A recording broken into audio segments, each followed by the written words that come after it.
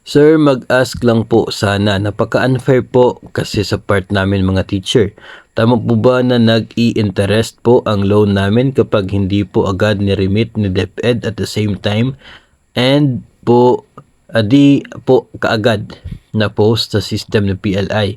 Nag-renew po kasi ako sa isang bangko, upon checking pa iba-iba po interest. Then yung copy po na binibigay sa amin, hindi the same sa computation nila. Sobrang late pa po magbigay ng refund. Unpredictable daw po ang pagre-remit ng DepEd. Kahit nag-renew lang po ako, nag-i-interest pa rin po everyday yung account ko. I thought pag buyout lang po ito. Sana masama nyo po sa page nyo para maging aware din po ibang teacher. Nakakalungkot po isipin na kahit hindi po nila kaagad gawin trabaho nila like pagre-remit at posting, wala po pala nawawala sa PLI. Kami po pala magsasuffer about dyan. Maraming salamat po. Please hide my identity. God bless po. Sana if ganun lang din po, hindi na pinayagan papasukin si PLI para magbigay ng loan sa teacher. Since napaka-unfair po sa part namin, sana po piliin na lang ang PLI na in favor po sa kapakanan ni teacher. Piliin lang po ang PLI na accept na wala magiging additional interest si teacher since alam naman po na late talaga pag-remit ni DepEd. Hala ka DepEd, bakit ang late mo mag-remit? Actually, hindi po natin pwedeng isipin na si DepEd as a whole, no, as buong department, siya po yung late sa pagre-remit. Bakit? Kasi ang DepEd ay napakaraming opisina na siya pong in charge para sa pag-remit niyan. Sa bawat division po natin, meron tayong mga division offices kung saan sa kanila po binibigay ni DBM yung pondo po nila. Kung mga implementing school, of course, doon po sa kanila pumapasok yung pondo intended hindi lamang po para sa sahod ninyo, kundi para na rin po sa remittance ng mga deductions from your salary. So, ang mangyayari po niyan ay pagkatapos po no, na magawa yung sahod, meron na po yung listahan ng remittance sa bawat agency na pinag-uutangan at kung sino-sino yung mga personnel na included sa remittance na yan. May total na po, may halaga. So yung mga division offices, kung kayo po ay elementary and secondary na hindi implementing school, ang magbabayad po magre-remit ay yung division office po ninyo. No?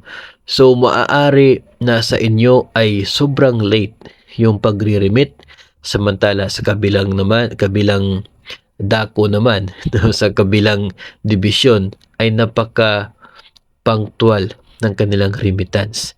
Napaka-updated. Samantalang kayo ay hindi. Pwedeng ganun po. Hindi siya pareho sa lahat ng division offices.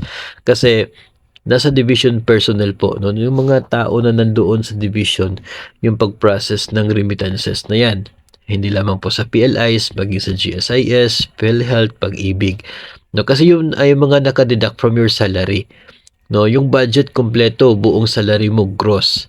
Tapos ibabawas yung mga deductions, yung net ibibigay sa iyo, yung mga deductions dapat ibibigay sa proper agencies kung para saan sila. So to complete with the budget na naka-allocate at nakibigay doon sa inyong opisina. So, and totoo naman talaga no, kung isipin po natin napaka-unfair no na itong hindi nagampanan na function ng mga personnel na in charge doon sa trabahong yon. Tapos kayong lahat na deducted from the salary, kayo yung magsasuffer for the additional interest. Kung titignan po natin yung guidelines dyan, yung agreement na DepEd at ng mga bangko ay on or before the 10th day of the following month. Doon po yung dapat na pagre-remit ni DepEd. So, sa DepEd, kung maaga pong nagawa yung sahod, kasi nagbibigay na tayo ng sahod on the 15th. So, ibig sabihin, nandyan na po yung total kung magkano dapat ibigay sa mga PLIs. Kung na-process niya kaagad yung remittance na yun, hindi na siya aabutin ng 10th day of the following month. Makakapag-remit na po siya. Of course, we cannot judge those division offices na delay yung remittances.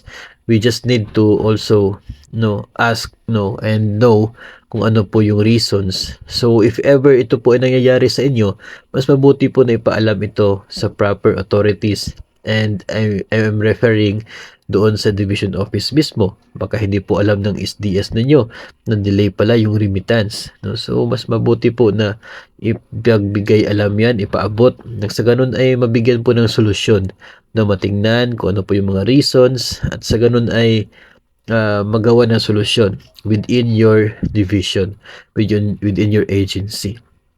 Sa ganun ay hindi naman po deserve kasi ng mga teachers na magsasuffer ng interest. Pero it's true naman na may mga PLIs na hindi po sila nagpapataw ng additional interest sa case na katulad po niyan, no?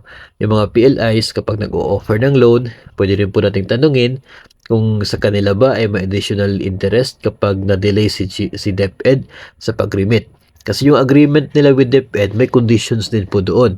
No, mayroong mga exemptions doon sa interest.